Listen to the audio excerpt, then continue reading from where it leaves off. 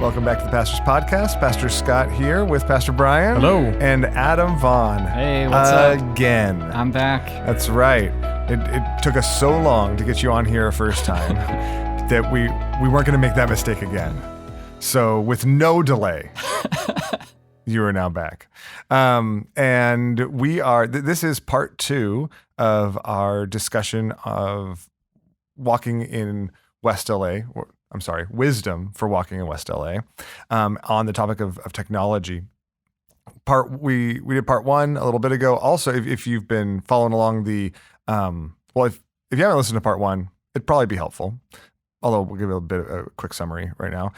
If you've been following along the podcast feed, we also re-released the social media session from our Gray Areas conference, which was 2015. Okay, something like that.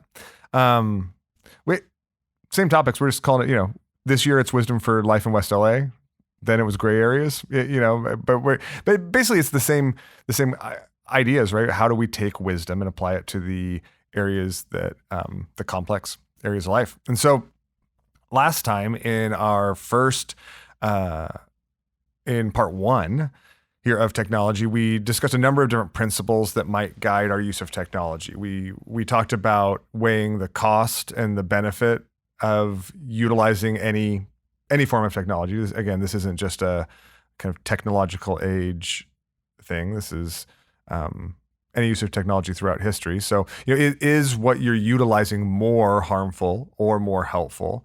We talked a little bit about what we're evaluating what you're using the technology for. Right? Because technology can help and aid in godly pursuits. It can also help and aid in sin, right? It can magnify both. And so what am I using this technology for? How am I engaging with it? What is it?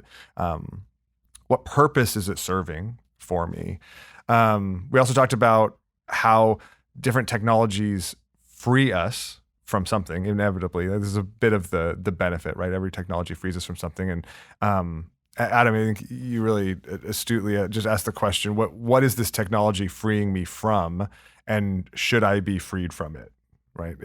Which is a great question. And then finally, we talked a little bit about how different forms of technology are forming us, and so evaluating how we utilize technology and the ways in which we're not just using them, but they are forming and shaping us. Are they, in a similar way, are they aiding in our formation in Christ-likeness, or are they forming us kind of? Actually, Romans 12:1-2 comes to mind, right? Like, am I being conformed to the pattern of the world by this, or is this aiding in the transformation of the renewal of my mind? Those are some of the kind of overarching principles. We talked about them a little bit more in depth last time, but anything you'd add to that? Anything? I'd like to explain the freeing from thing Okay. a little bit more. That'd be great. So I cited this book in the last one. I'll cite it again in this podcast, Power, Failure, Christianity and the Culture of Technology by Albert Borgman. It's a great book on technology. It's where I get most of my philosophy on technology from. And he has a way of explaining the freedom from things that technology brings us, but he uses slightly different terminology. He talks about things make a claim on us, and technology reduces the claim that those things make on us. He uses the example of Cool Whip and whipping cream. So if you make your own whipping cream, that makes a huge claim on you because maybe you have to raise a cow, you have to milk the cow, you have to churn the milk and I don't know the process exactly of making whipping cream, but you have to do this big process. I was waiting for the whole thing. Yeah. You have to do this big process. Is there some sugar involved? Yeah. And then you have to keep it in the fridge, and it only lasts a week, maybe 2 weeks. And then it's gone. You have to make more. With Cool Whip, you go to the store, you buy it, it's in a tub, you put it in your freezer, and I don't even know if milk is in it, but it lasts a really long time. probably multiple years, depending on how much you trust the smell test. And it's a form of technology that reduces the claim of, oh, I can have whipping cream anytime I want because I have Cool Whip. And so there's no claim of having to raise a cow and perform all the processes of making whipping cream.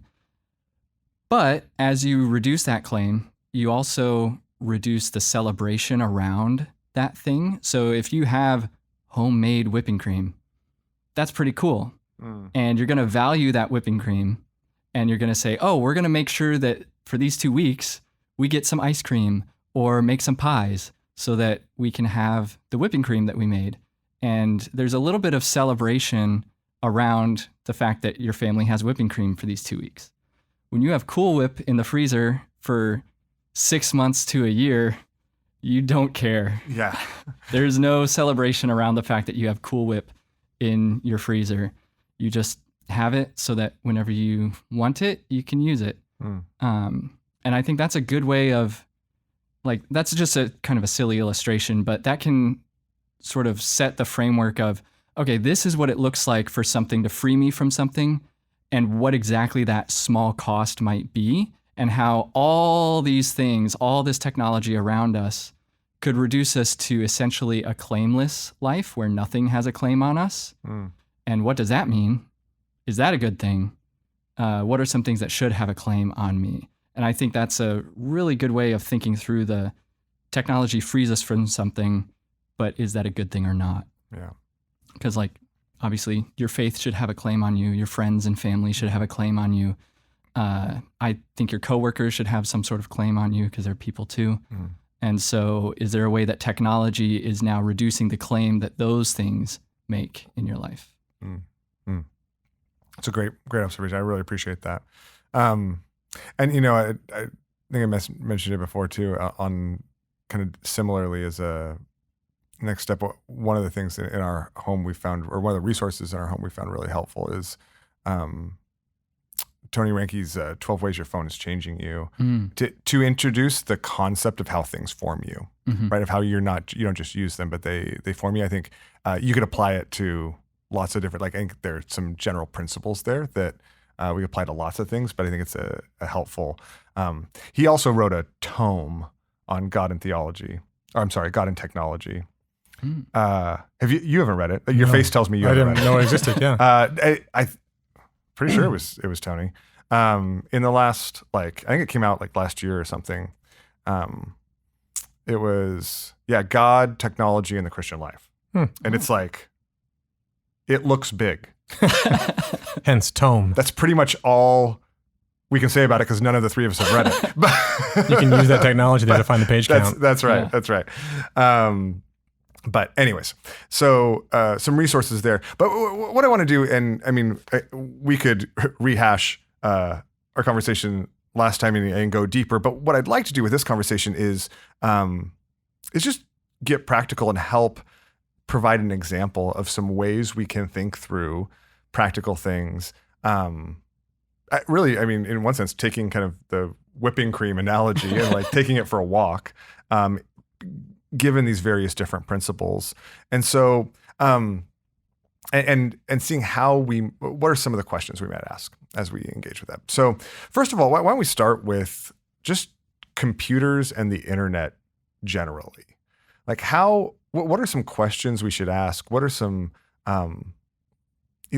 biblical principles, maybe even some biblical wisdom that we should engage with as we just think about our use of computers and the internet generally? It's a good way to take that out for a walk, I suppose. Think of computers or even typewriters, start there and go to computers. You have a lot of, you have more facility, more ability to write something, have it be legible, and be able to edit it quickly. So just with the computers right off the bat, that's something you can do. Think word processing. That's what a lot of them were used for in most of our lives, like personally in the early days. Our early days. Your early days. Yeah. It's the hour on this side of the table. Before Google Docs. But my son's going to college, and he like was figuring out the computer stuff, and I'm like, well, what about like Microsoft Office? He's like, don't need it. I'm like, Weird. oh, no, but like, he's like, yeah, I got Google Docs. I'm like, no, that is not. See, there are trade-offs same there, thing. and I think we're talking about. Okay, anyways, I'm sorry. There's Just a little bit. Yeah. legitimately, Yeah. that's Google Docs is more streamlined. It gives you a lot more stuff, and you lose some intentionality in the use of it. I think that's fascinating, and old people like us are going to think that are going to use Microsoft Word until the day we die. But anyway, I think you can immediately run the exercise in your head. Okay, it seems like a slam dunk that being able to edit quickly, to type something down faster than you can write it. Most people can type faster than they can handwrite. And to have it be legible immediately and manipulable is just a huge win. And in many ways, it's a huge win. Like that's an amazing thing to be able to do. There's less waste, so many great things from it, but everything comes with a cost. And one of the costs is you don't have to think as hard and care as much about what you write down because you can change it at the drop of a hat. Now, is that a huge cost? Is it worth throwing your computer away? Probably not. But like Adam said last week, or last time, whenever that was, when you invent the wheel, what you lose out on is walking through the field. And so sometimes knowing that you lose that might make you occasionally choose to take a walk. And in the same way with a computer, knowing that that's happening, every once in a while, you might maybe journal by hand. You might, as you're writing, try and think harder about what you want to write down before you do it just because you can. There's all sorts of ways that you can begin to think, oh, here's how I can, in a sense, recoup some of the loss from this really wonderful technology. We could talk too about computers and like the rapid switching between tasks that they allow, especially today. There's tabs are everywhere. A million windows open on a computer. I won't look at yours, Scott. It's just, guys, it's a disaster. It's a closet organizer's dream. It's this was after my paired down. Anyways, it's been one of those weeks. Yeah, but I mean, like you can immediately again, and I think this one's supposed to be really practical, and I'm trying to like run it through those tests. And the win is, look at how much I can have open in front of me right now, which used to involve a lot of labor to get books out or different charts out. You couldn't contain it on a desk. It was very difficult. And so to be able to have access to that much information, that many different tasks or opportunities is really, really great. We also know now that constant switching between contexts kind of messes with your focus and your attention, and multitasking doesn't actually exist. And so that can form you into someone who has a harder time focusing on one thing in front of you. It can make it more difficult to be productive maybe in the way you want to be through focus on one thing and not multiple things. And then one of the problems is you always know those windows are there, even if they're hidden. So the opportunity is kind of shaping you too. So how do you as a person maybe build things into your life to combat that? And all of this, Scott, you brought up like biblical principles. At some level, I trace all this back to scripture, not through a particular verse, but through maybe just the Tower of Babel. Like there's a way that getting rid of finitude, getting rid of things can come back to bite you. Getting rid of things that make a claim on you can end up going sour. And so if there are ways that we can understand, here's how this opens opportunities for us to be more human, to do what God's given us to do in easier ways, in ways that produce more fruit and more production. That's great. In the ways that it tempts us towards like transcending our humanity, tempts us towards finding the sourness in new abilities that don't have constraints. How can we avoid those? And so what does it free us from? What does it free us to? And how can I recoup some of the loss as I use it? So that's just an intro with computers. Okay, that's a great place to start. So one of the things that comes to mind for me is the questions around what I'm utilizing this technology for, right? So computers or the internet generally, because I think that there's, in one sense, there's an obvious evaluative question there, right? Like if I'm using this for porn, that's bad. Right, like this. Mm-hmm. So if I'm using this to berate other humans on the internet, right, like that's bad. And so, but I'm afraid that if what we can tend to do is be like, as long as I'm not doing that, then it's fine. Instead of asking what am I utilizing this technology for? It makes me think of the we talk about principles. I mean, some basic first and second greatest commandments, right? Loving God with all of our heart, soul, mind, and strength, and loving our neighbor as ourself. Philippians 2, like considering others more significant than ourselves, laying down our lives, taking up our cross. I want to evaluate and look at my use of this technology, my time spent on this computer, on the internet, and ask what is like, does my time spent have anything to do with that? Right? Is that my purpose? Are those purposes driving me to the internet, or is something else? Right? Is some other kind of desire? Is some other longing? Am I? Because I do think that there's a sneaky way in which the isolation of the computer and the internet allows us to. So, well, yeah, I live for others when I'm talking with them and when they're around. But then when I'm on a screen, I'm there for me. And I wouldn't necessarily say that, but oftentimes that's why I pick up the phone. That's why I flip to a new tab, right? I'm not pursuing love of God, not pursuing love of someone else, but oftentimes simply sating a common desire. And so I think that even evaluating how we're utilizing it with some of the fundamental calls of the Christian life. It's not to say that you can't ever use technology for entertainment, right? I think that entertainment is a God-glorifying endeavor, can be a God-glorifying endeavor. But if we know that it is, and we know what percentage of the time we're engaging on the internet is for this kind of God-glorifying entertainment purpose, or for some other just kind of self-serving purpose. Any other thoughts there? Okay, well, how about this? Yeah. So, well, there's also a little bit, and if this is going off track, we don't have to pursue this anymore. But there's also like the Internet of Things, which is still technically part of the internet, and they are still computers, where like your toaster is synced with your fridge so that you can wake up to the smell of fresh coffee from your coffee maker and fresh toast. And I don't know how exactly those fancy fridges work, but the fridge can do something special George for you Jetson. in the morning.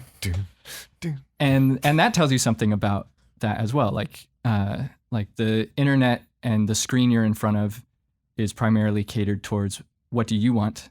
You can do anything. Yeah. And so your toaster being able to give you toast at 7 a.m. perfectly toasted right when your phone alarm goes off, that also says something about like, oh, this is all just for you. And that can be a message that gets into us and can be internalized in very, very sneaky ways, especially because of just who is making technology and who is using technology, which is all sinners in a fallen world. That can lead to a lot of sneaky, oh, this is all about me. This is all about me. Yeah. Well, it's interesting, right? Because I think in the current arena we're in, the monetization comes from advertising, right? And so the monetization only comes from attention. Like they're basically monetizing your attention. And so it's built to gain your attention. It's built to draw you to engage that self-serving component of your brain, of your mind. And so if we're engaging with it uncritically, that's the natural flow, right? Like that's what it's kind of built for. Why wouldn't you want perfectly toasted toast in the morning every morning when your alarm goes off? Well, because you don't care about the toast. I want to sleep over at your apartment, man, and get to like check out all this crazy technology you got in your kitchen. That's amazing. I have none of this. Okay. And some of it's intentional, some of it's just because I can't afford it. Yeah. Okay, so it dovetails very closely with smartphones. I think we should talk about, really because in a lot of ways, all a smartphone is just a different sized portal to the internet. At the same time, the fact that it exists in our pockets means that it has a fundamental difference than a computer, a fridge, kind of all the internet connected devices we utilize. So how are some of the principles, how would some of these principles apply as we consider our smartphone use? It's probably easier if you can remember, like I can, when you didn't have one. Yeah. So it's, like the digital native concept is going to be intriguing here because I don't know what I lost from before I was born, technologically, but my parents do because they saw that transition and so on and so forth. So it's always, a little harder to think about it. So it's nice to have old folks like us around to, oh yeah, it was like this back in the day. But I think in a sense, you're right, Scott, it's an extension of the internet. And that makes the internet really different because the internet for a while was something you went onto. You would log on, you would surf the web. You'd go from, and so you'd have to yell at someone to are you on the phone? I got to use the internet, and so super weird. But now, especially with phones, you're never not on the internet. You're just in it. It's always there. It's never something you don't need to go to it. It's with you. It's always with you. And for most people, I think that has to do with information and distraction. So distraction, not in a negative sense necessarily. You're in line and, you don't like being in line, so you're going to distract yourself. That's not the end of the world. But mainly information. You want to look something up. You want to settle a debate. You want to check a recipe. You want to, I don't know, whatever. And we'll get to social media later. But if it's not social media, there's usually an information thing. You have that I want to look at my bank. I want to do this. I want to do that. It's very rarely a full transaction. It's almost always, I want information on this or to do a quick transactional kind of activity. And that is pretty amazing. It is pretty amazing that you can have the entire Bible and for a Christian and all sorts of theological resources at your fingertips. That's kind of unreal.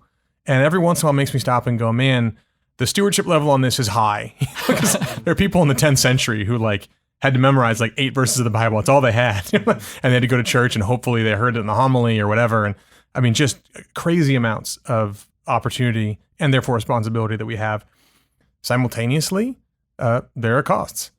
We don't remember stuff the way we used to. We outsource memory to the internet. And that's not the same thing as memorizing something or, storing it up in your heart. Storing it up on the web in the cloud is different than storing it up in your heart. And so again, it's really great to have this access. And so it's not a bad thing, but it does cost the way that something occupied your mind. It's not as simple as the mechanical illustration of, well, I don't have to store it in my mind anymore because I can store it on the internet, or it's stored in the cloud. It's not as though your brain isn't a computer. It's not like a storage space that you rent where there's only so much capacity. Memorizing something actually increases size. It does stuff to you mentally, even biologically. And so there's ways that your neurons and things adjust. So how do you deal with that? Well, on the information side, one way is probably to maybe take some time to memorize things. Maybe don't just rely on the most important things to you being stored somewhere away that you can access whenever you want. Maybe there are certain things that you want to devote a technology-free kind of memory to. And maybe there are some ways, I'll finish here, to enable life without your phone within a foot of you, so that you can experience some of what life was like before you were always on the internet and it was always in you and around you and with you. Are there ways to do that where you put it in a drawer for certain parts of the day? And you can begin to discover for yourself, oh, what were the things that this was costing me I didn't realize that maybe are hard to see now, but with some dedicated space could become a valuable part of your life where that you actually celebrate. It's really interesting, Brian, because so many of these questions, I hear them and there's a part of me that's but I don't have time to evaluate it like that. Right? I don't, and part of it is because that's how it's a part of how it's forming us. Right? And it's kind of like a lot of things, right? If my kids said something of that nature to me about any activity, I'd be like, well, if you don't have time to use it responsibly and evaluate your use of it, then you don't have time to use it. Right? That's a part of what use looks like. And I think that because of the presence and the ease, particularly in kind of a consumeristic society where we can just buy stuff, the, even just assuming that taking the time to evaluate our use and consider our use, like considering that a part of the cost of ownership of, in one sense, kind of everything, when we don't have to, like, I don't know, we don't have to, but and one of the other reasons is this thought came to my mind was simply because I need to, when it comes to smartphone's a great example because it's so present, so ever present. I have to make that reevaluation constantly. Like I can't like read a book and then evaluate it and then set up rules and then move on and go the next 10 years without ever needing to think about it again, right? Like I have to ask these questions. I have to ask about how it's forming me. I have to look at it on a regular basis. Or at the very least create the time without it so that some of those things may become more apparent and obvious. Well, I mean, just as a parent, one of the things I had to tell my kids when they were little, and some of them still are little, all the time is they'll say things like, they'll do something, they'll yell that, I'll say, hey, you don't do that. And they'll say, I can't, it's too hard. And I'll say, no. Literally, you could have done nothing. Doing nothing is easier than doing something. Whatever you're saying about it being too hard, I'm not asking you to do like extra work. I'm asking you to just like not smack that other kid or like, and in the same way, like picking up your phone is not easier than not picking it up. Like literally you're choosing to do something versus not doing that thing. Yeah. And so while you do need to evaluate, I don't want people to walk away from this thinking like, okay, I've got to build an hour into my schedule every week to evaluate my tech use. I just want to go, no, like all I'm saying is don't just do this thing you didn't have to do. Like just think, if you go to do something that you weren't going to do before, which is go to pick up your phone and look at it, I get that's a reflex now, but it's not like we're asking you to then do that and then add a bunch of other stuff. It's like, no, it's actually kind of easy doing nothing shouldn't be harder physically, you know what I mean? So just kind of reorienting ourselves to say, this isn't like, maybe the willpower is an ask for you. And I get that. It's an ask for all of us. But the point is that you don't have to we're not asking you to add things. We're asking you to just not do something that you were already adding. And so, I yes, but I think I guess I would say in some sense, and not necessarily on a weekly basis, but the evaluation comes in because there's, the reason we say it's harder is because of the nature of addiction. Mm-hmm.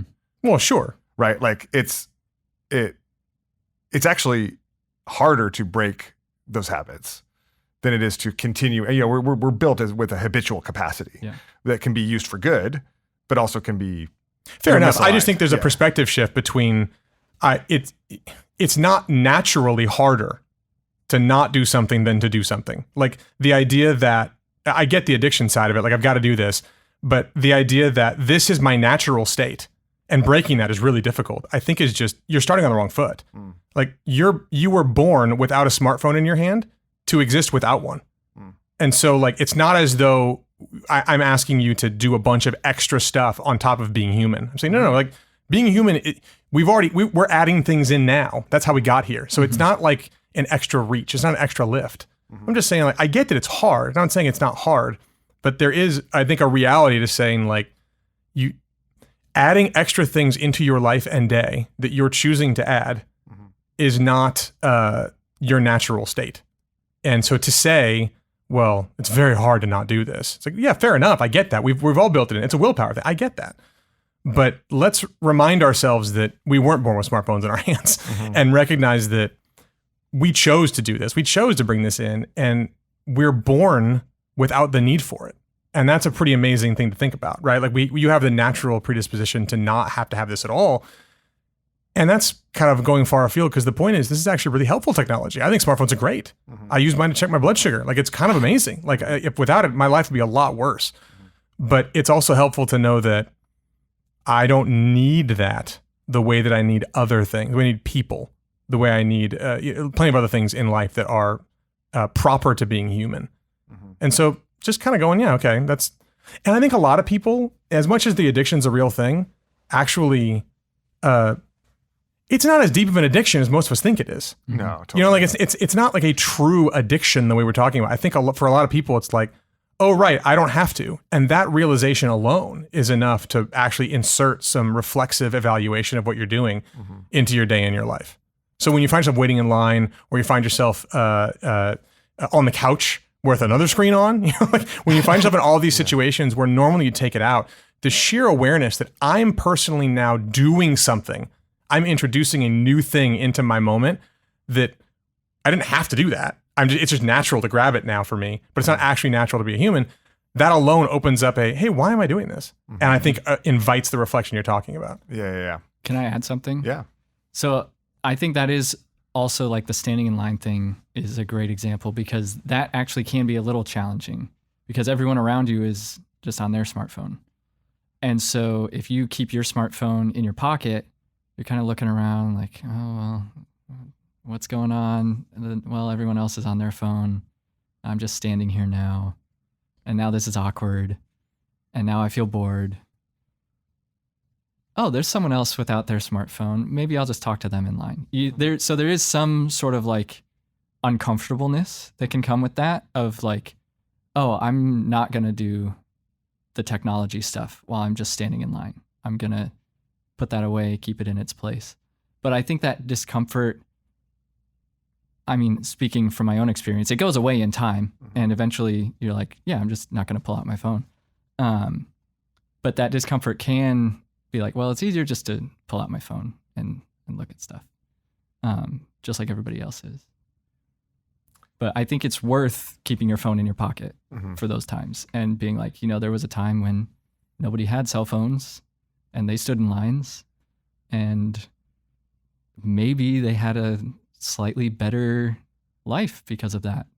Yeah. What do you gain by learning to wait? Yeah. You know? Yeah. Well, I mean, it's really interesting. I mean, 'cause this is all tied into a lot of these different principles. I mean, in one sense, what you're advocating for is just the spiritual fruit of self-control, right? Just the simple exercise of self-control, which sometimes we need the reason for when. And so, secondly, I think we're talking about in a sense, the application of the spiritual discipline of fasting, right? I think self-control is kind of a more immediate thing, but there's just a general principle of fasting from the things that are a part of our regular day for the sake of, but again, what is it for the sake of, right? It's for the sake of pursuit of God, for nurturing our heart and our relationship with Him.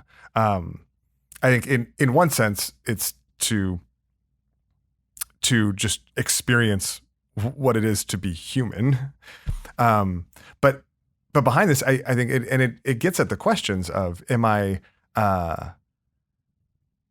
keeping my phone in my pocket in order to life hack so that I can be more like stronger, more efficient? Or am I keeping my phone in my pocket in pursuit of my love for God and love for people? Am I taking my phone out of my pocket simply as a reflex and a lack of self-control? Or am I taking my phone out of my pocket as in pursuit of love for God and love for others? And I think even those type of evaluative questions may help us to both break the cycles and the habits, but also to see it as a part of the fuller life, the renewing of the mind that that God is calling us to. What about? I mean, this is all kind of related, but what about social media? I mean, this is in a sense a subset of both the internet and the smartphone, but it's also a really powerful one. And I think it's a unique one because of the way in which it is specifically geared for addiction, for lack of a better term, right? How do we engage there? Or and let me, that's a huge question. Let me ask this. What are some of the ways some of these principles might apply in an area like that? I am not on social media since 2020. So glad we have you here. Yeah. I was on social media a lot up until 2020. And I watched a documentary that was about social media. and kind of how it works behind the scenes. It was called The Social Dilemma. And after watching that, I decided, you know what? I'll take 2 weeks off. And if I'm okay after 2 weeks, I'll just delete all my accounts. And so after 2 weeks, I was like, yeah, I'm fine. I'll delete everything. And so I guess I use YouTube, but I consider that different than social media because it takes a lot more. It makes a larger claim on you to make a video than to just type out some text real quick. So there's a little more buy-in required for that. But I think kind of what Brian was saying with the last question of like, yeah, it might feel awkward at first, but it's really not like a huge deal once you take that step back. Mm-hmm. Like I feel like I don't miss it at all. All my friends, I don't think I know anyone else who's not on social media, which is kind of weird. But I don't feel like I'm missing out. I feel like because I'm not on social media, my friends that I have make a greater claim on me. And so there's a little more celebration in those friendships. I value them more because there's no element of my friends that's just online. All of my friends are real life friends, so to speak. Mm-hmm. And so it went from, oh, I'm scrolling through social media to, oh, I've got some free time this afternoon. Maybe I'll call this friend from college who I haven't talked with in a while. And so it still may be friends I have that are over a long distance. But instead of using social media to keep up with each other in what I would argue is a very shallow and inaccurate way of keeping up with people, because you don't have real conversations on social media. It's a curated picture of the people that you're interacting with on social media. But when you pick up the phone and call someone, or just shoot them a text and say like, hey, how's it going? Let's talk about such and such. That really changes the relationship, makes it very deep. So you're not anti, or you're not anti, but you have not given up engaging with friends via technology. Correct. Because there's all sorts of technologies you're utilizing. Yeah. What's the principle? And as you think about some of these biblical principles, what are maybe a couple of the key things that led you there? I think a lot of it came down to like depth of relationships, because I know we're not supposed to just treat people like entertainment. And I think social media tends to turn your friends or acquaintances into entertainment. And I thought, well, in order for me to actually love people, I don't think this is the way I should be interacting with them. Mm-hmm. I'm not saying that's how it should be for everyone. No, I'm just 100%. Saying that's no, we're just asking that's you. my take. That's totally fine. So I decided I'm going to withdraw from this and I'm not going to participate in it anymore. Cool. Yeah. Brian, how would you see some of these principles? What would you want some of these principles? I'm sorry, I'm going to start this sentence 4 different times. In a different, more vain time, I would have just cut it all out and then restarted again. But we're just going to keep it all together. I could still do that. I know you could. I appreciate that. Adam's very good with the technology. That's right. For that. What are some of the principles you would want us to consider as we engage in the various platforms of social media? I mean, I'm not the best for this either. I'm disengaged. So glad I've got both of you. Yeah, this is great. Well, the reason I say that is because at some point I would like to hear from someone who finds a lot more positive out of social media. When I apply these principles, I find very little left, honestly, for the role of social media in someone's life. And it's not to say that I'm not trying to villainize those who use it. I'm not saying it's bad de facto, but I'm just saying that when I think about what it gains versus what it costs, like what the benefits versus the costs, the benefits seem to be kind of an ease of keeping up with what's going on in people's lives. So there's a way that you kind of know a little more about your friends. And that gives you a sort of running start in conversations. You don't have to sort of catch up as long as you used to. There's a way that you can begin by asking, hey, I saw this thing on Instagram that you did. Tell me about that. Tell me more about that.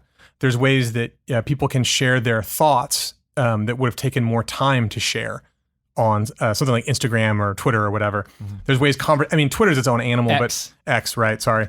I'm not calling it that. It's its own animal because, there's upsides there. I'm just trying to find upsides, but upsides are you can, for someone who doesn't have a lot of dialogue partners, especially in the academic world, or if you live in a certain place, you can actually befriend people who can sharpen your thoughts, who can help you think through various things in ways that you wouldn't have had access to. You can access professors, teachers, others that you would have never been able to using things like social media. So there are certain upsides. But all those to me come with costs. I think there should be a claim your friends have on you to update you on what's going on in their lives. Like the idea of making friendships more efficient feels really, really weird to me. The idea of social media, if you want your socialization to be like media, I think you tend to lose socialization and you just get media. Mm-hmm. And that's why social media has become, like you said earlier, Scott, it's all built on advertising. It's free for a reason. What's that line? Like, you're the product. So part of it's your own data, but a lot more than that, you are now having to contend with bots and ads and people who are using it for like angles that socialization never used to touch. And so there's teams, medias, institutions that are on social media not to socialize. And so now you're kind of caught up in that. So it becomes this weird public square. And maybe the biggest issue right now with social media, it's not a biblical principle, but it's still turning into what it's going to be. It's so new that what started as Facebook, where you needed a college email account to get on, now has become Instagram and Twitter and everything else. And we don't really know what it is yet. And so that's the general stuff. I'll get specific. It's supposed to be practical. Practically, flipping through TikTok, the constant reduction of attention size down in more and more seconds, that does stuff to you as a person. The comparison of Instagram is a real thing. These are things everyone knows. And I'm not sure the ease of communication and the kind of lubrication of social conversations and knowing what's going on in someone's life who you're not close to actually makes up for a lot of those deficits.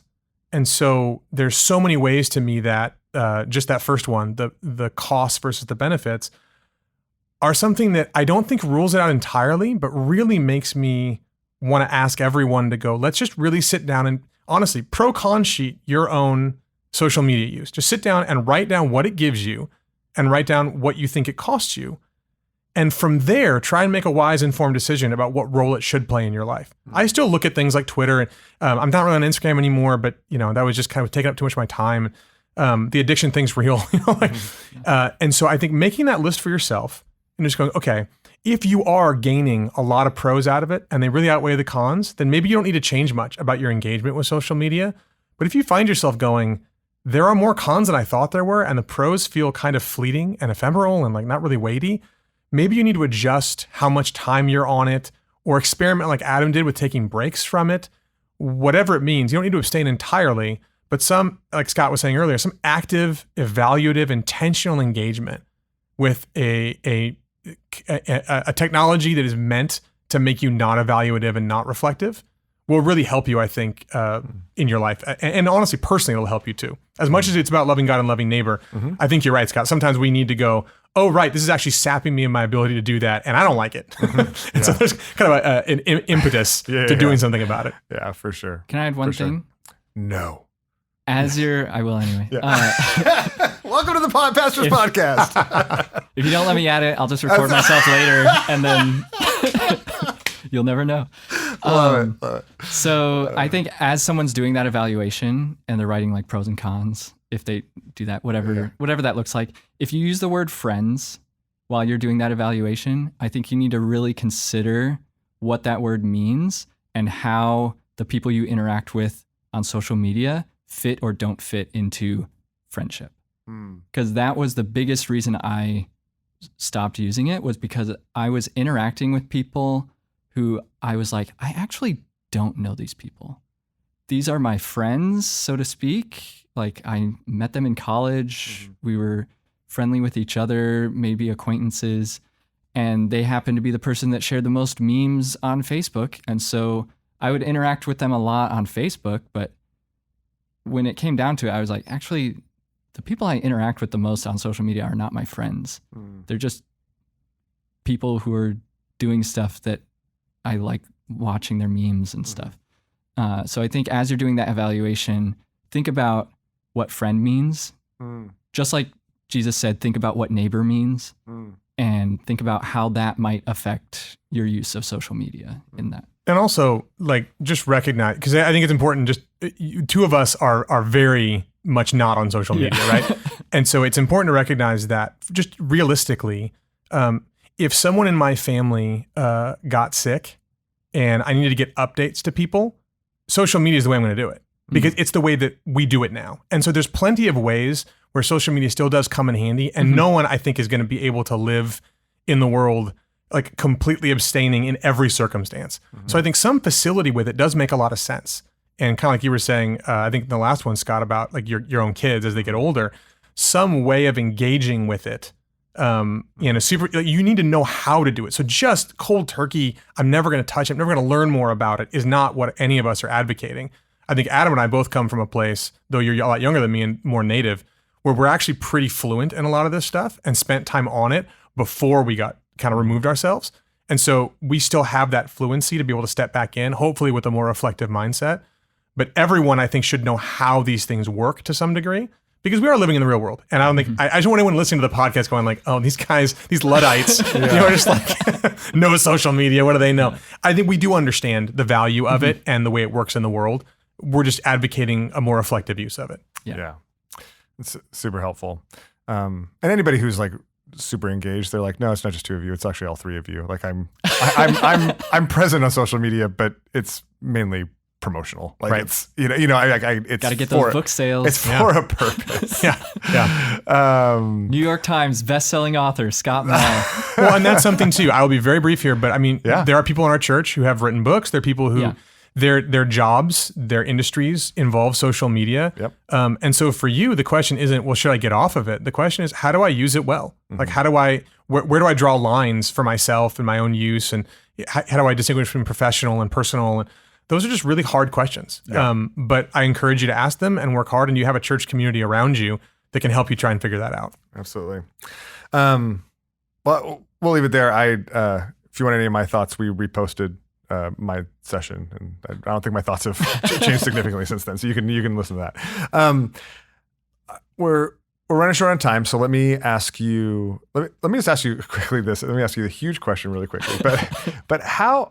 I would love to know where you think we should start in asking these kind of principled questions about new technology as it arises, like artificial intelligence, right? As AI continues to grow, and as we're kind of at the if we don't know what social media is going to be, we definitely don't know what AI is going to be. What does it look like to ask some of these questions of a new technology, and how would you encourage us to wade in? I think new technology, AI is a great example. A lot of our reaction just immediately is just FOMO. I'm worried I'm going to miss out on what it could be. I'm worried about what it's going to be that I don't want it to be.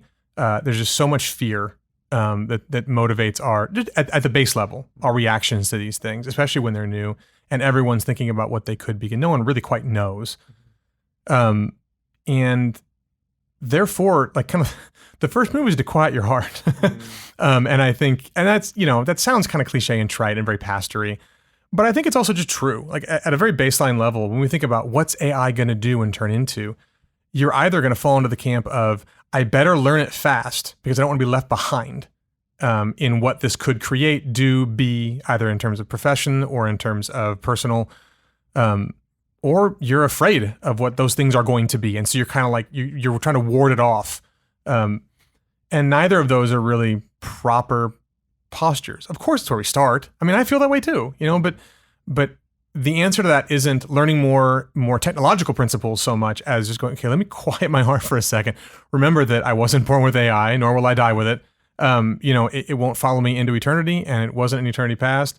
And the God over all things will be the God over all things, no matter what new technology shows up.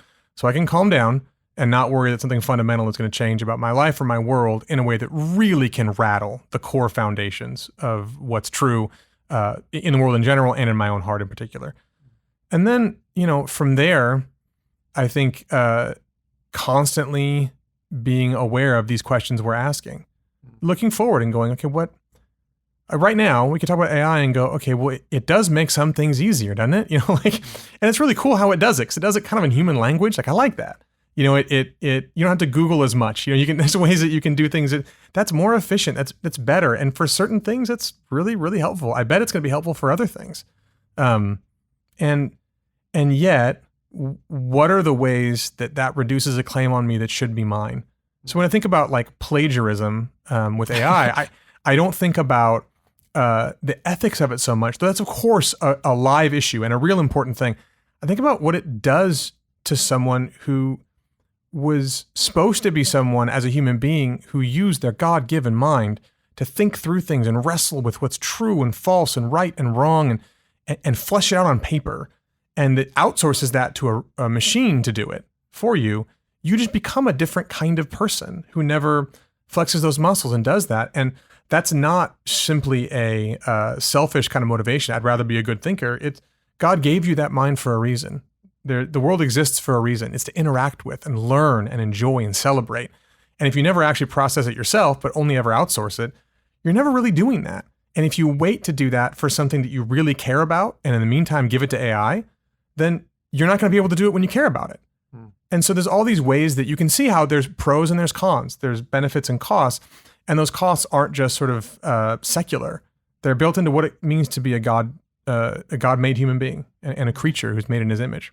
So all of that is just putting these questions really at the forefront, but quieting your heart first, so you're not doing it like with white knuckles, I think just helps you overall. Yeah. That's really helpful. Anything to add before I wrap up? I'll just add that AI is new technology, just like the typewriter and the newspaper were new technology.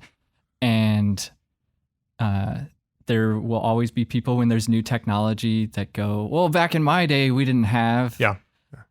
And I think there's actually something to that of back in my day, we didn't have Facebook or whatever. And that's because with technology, it frees you from a claim something has.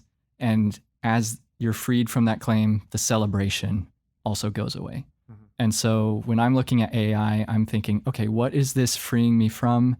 And what is the celebration I might be losing from that? Mm. Am I losing the value of doing my own research and being formed by that information, like in that example? Am I losing the value of being able to write my own emails and knowing that I am an articulate human being? It's not this AI doing it for me. And knowing that creativity through writing is a reflection of the ultimate creator, and how being good at that and letting that have a claim on me ultimately reflects glory to him. Is that by offloading that to AI, is that something I'm comfortable with or not? So I would look at like, what is maybe it's small things, but what is this thing reducing the celebration of? And do I want to lose that celebration or not? I appreciate that. It's something, as Brian was talking, something really similar came to my mind, because it strikes me that we are already living in the unimaginable future for most humans who have lived on this planet, right? Like it is the absolute space age. Like they could not have imagined the technological advances we utilize on a daily basis. And God's here, working powerfully, working through them, building his kingdom, still fundamentally at the core of what every human needs, no matter what kind of technology they add to their life. And so we don't need to worry that that's not going to be the case in the unimaginable future from us, right? The things that may exist, they're beyond our comprehension. God's going to be there, working, building His kingdom until he comes back. So, well, thank you guys. Thanks for the time. Thanks for the thoughts. You can follow Brian at follow, tweet, and retweet. Like and subscribe. Like and subscribe to the Pastors Podcast, this version of technology we're utilizing here. Share it on your socials. And, and we'll see you on Sunday.